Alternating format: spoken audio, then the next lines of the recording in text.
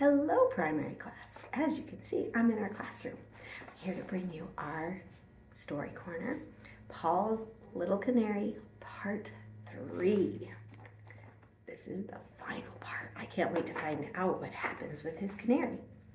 Jane kept her promise, and soon Paul found out that he could make the stitches that Jane taught him. Pet was very curious about it all, and he pulled and tugged and talked bird talk about the thread that Paul was using. But Paul sent him to his perch so that he could keep on working till he could make the stitches perfectly. Jane was as pleased as Paul. "I'll sell what you make at the same place that I sell mine," she told the excited boy. "If you work hard, you will earn enough money for seeds and maybe even for a cage for Pet to sleep at night." Paul laughed. "Pet doesn't need a cage," he told Jane, "but perhaps there will be enough for Mother to buy an orange or an apple sometimes." Pet was a very bright little bird, and he soon learned many tricks that Paul taught him.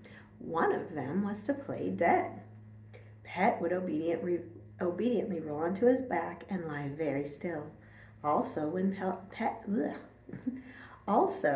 Paul held a seed between his lips, Pet would gently take it and eat it. Pet taught himself tricks too. When Paul was working with his hands and didn't want to take time to play with him, Pet would fly up into Paul's head and pull his hair or even his eyebrows. Mother could hardly believe the change in Paul.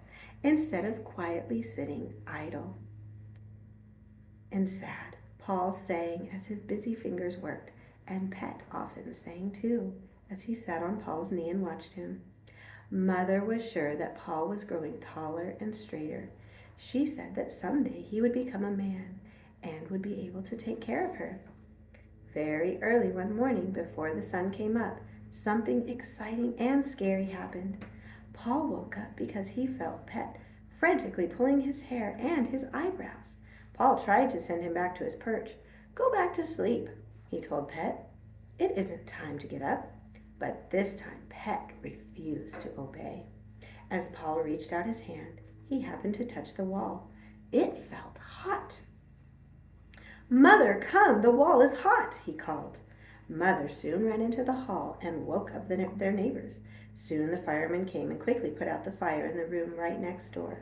But not before Paul and his mother's room was very badly burned. The fire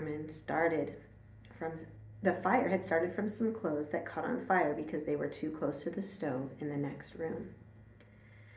Paul and Pet stayed with Jane that day while the firemen worked and fixed the damage.